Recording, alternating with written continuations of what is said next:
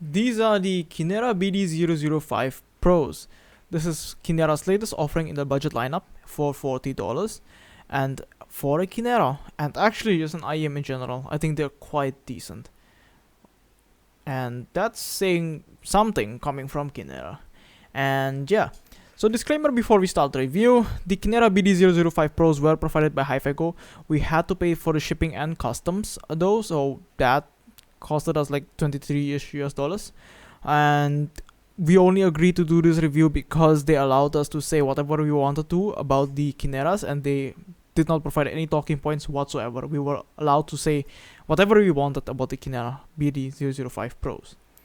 So yeah, so this reviews will be completely of my own opinion, and that's that.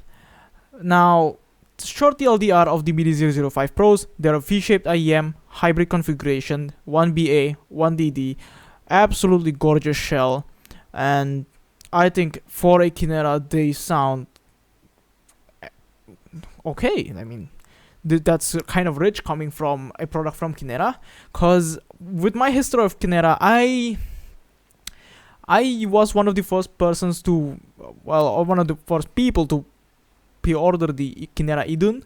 I also bought the Kinera Idun Deluxe, and later on I also tried the Kinera Nana. And this Kinera, I think, is one of the better ones that I've heard coming from Kinera.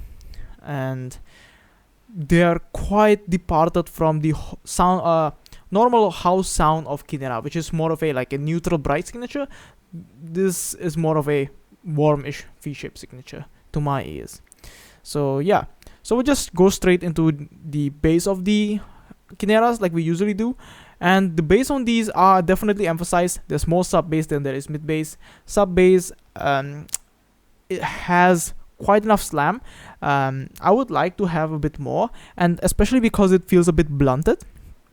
It was definitely a bit off throwing initially when I listened to them, but I got accustomed to it just a little after listening to them.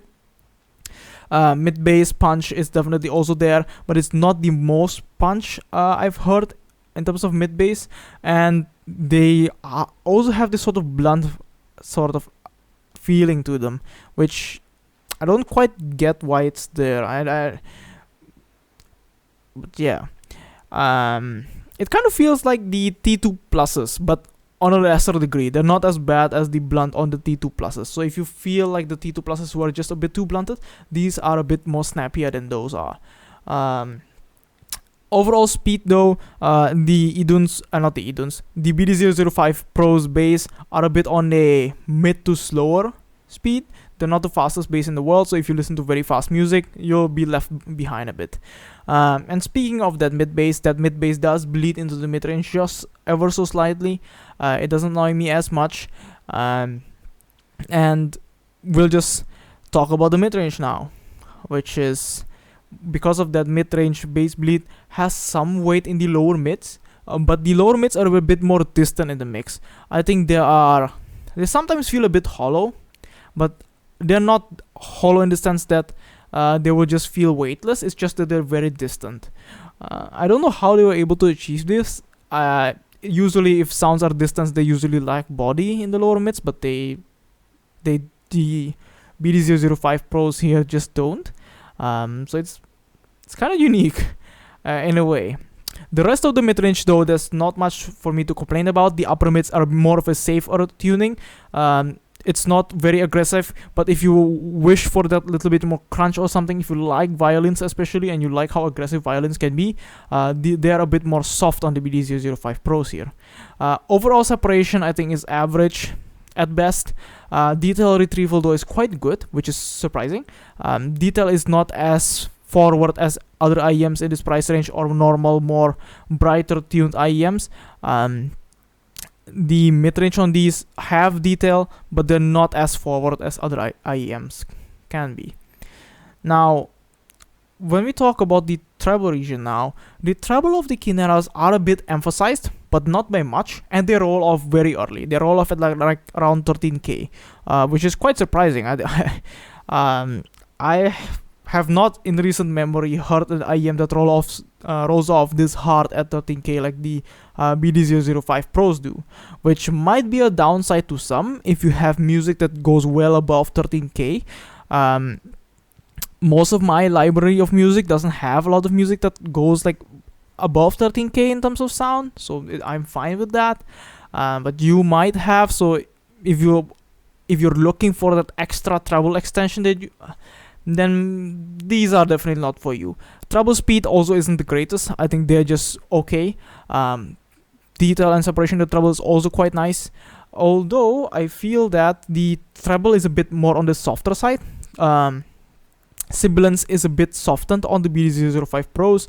The treble isn't splashy though, which is a good thing, and cymbal crashes I think are just okay. Overall speed in the treble is not the fastest. I think it's medium in terms of speed. If you listen to something like Dragon Force, these will fall behind quite quickly. Now, when we get into soundstage and imaging of the BD005s, I think this is one of the things that is most impressive about them. If this were my head, I don't have my usual paper unfortunately. If this were my head, the BD005 Pro stage and soundstage in general just feels just ever so slightly in my head, which is quite impressive considering that it's, well, mostly good isolation IEM with a more laid back sound, and they don't have a lot of air in the treble, so I'm not sure how they were able to achieve this. I've been trying to tweak around and EQ this IEM and just figure out what is making them feel like they sound so large essentially, with even though they have quite a laid back-ish tuning. It's just that normally if an IEM sounds this warm, like if they have this much bass emphasis, they don't normally sound this wide to me, but the BD005 Pros do, and the imaging is also quite good. The imaging of the BD005 Pros I was able to perceive at an accuracy of around like 45-ish degrees, which is quite excellent, I would say. Now, when we get into build quality and packaging, you don't get a lot of things with the BD005 Pros. It's in this like small hexagon box.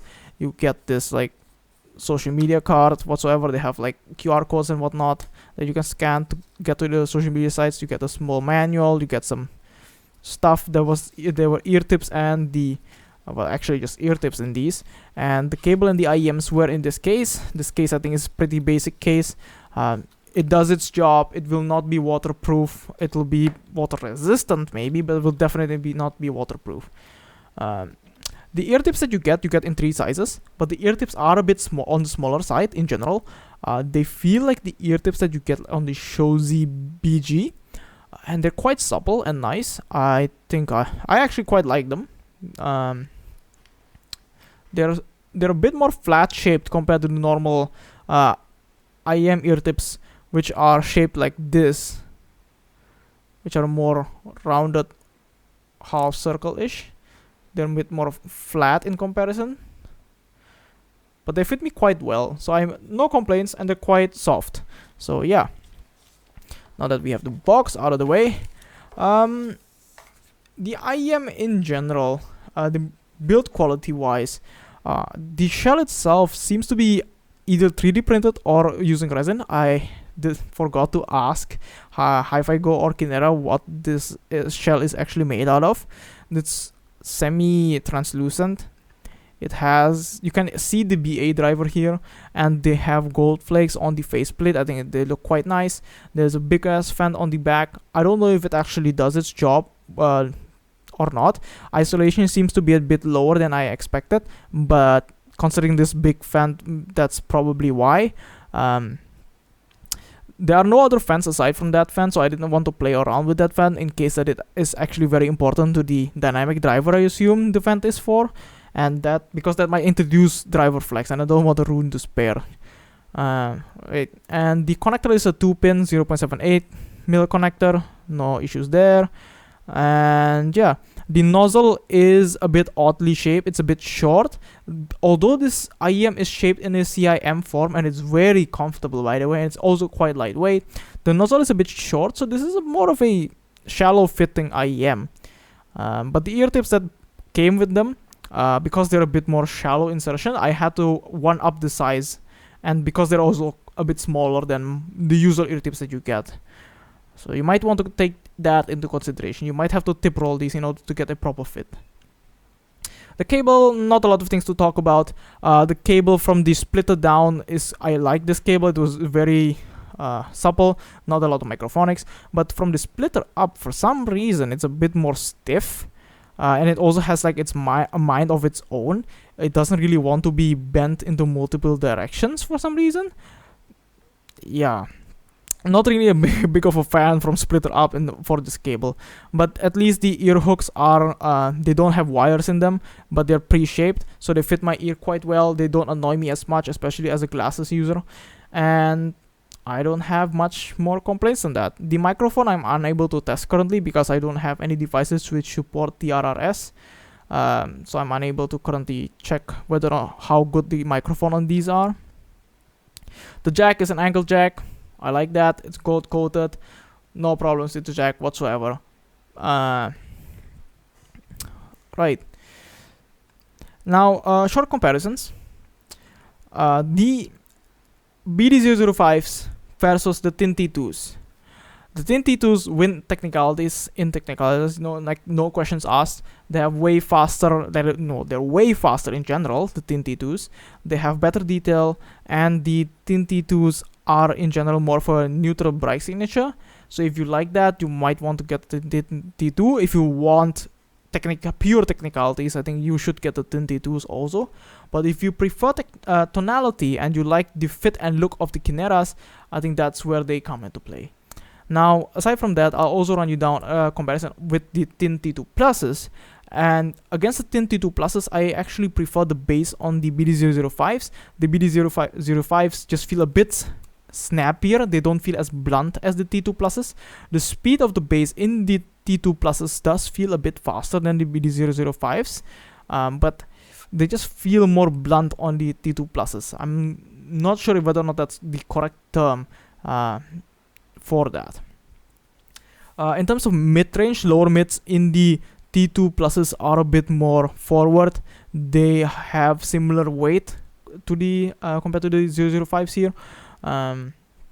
Upper mids are also more aggressive in the T2 Pluses compared to the BD005s. Treble extension, the T2 Pluses just win outright. But the treble in the T2 Pluses have this sort of like annoying ring to them that I don't like, which I do not perceive in the 005s. So I think the T2 Pluses are overall more aggressive from the mids to upper mids to treble region forward. But yeah, if you like a more balanced tuning, I think the T2 Pluses will probably do you better than the 005s. The 005s are a more warm, more laid back-ish tuning. And one last comparison I can give you is against the SSR. The SSR have significantly less bass, but the bass in the SSR is a lot tighter. Extension, I think, is equivalent, equal. Now, speed in the bass is also faster in the SSR. There's less mid-bass bleed. Mid-range in the SSR sounds horrendous though. Like lower mids are fine, they don't sound too thick, but the upper mids are just too forward, very shouty compared to the BD005s, which are very laid back. And the SSR those have a lot better treble extension, which is not, I mean, the 005s just do not excel in that section. So, and yeah. Overall detail and technicalities, I think the SSRs still edge out the 005s, but I think the overall stage, I feel the overall stage of the 005s just feels a bit bigger. Although the 005s actually have better isolation, which is something I forgot to mention earlier on. The isolation of the 005s are surprisingly quite good, although they have this big ass fan in the back. Of course, they're not as good as, let's say, something like an Antimotic or a fully sealed BA IEM that does not have fans, but it's quite good still. Now, I think that pretty much does it for my review of the BD005 Pros. Like if you like the video, comment what you think, and we'll see you next time.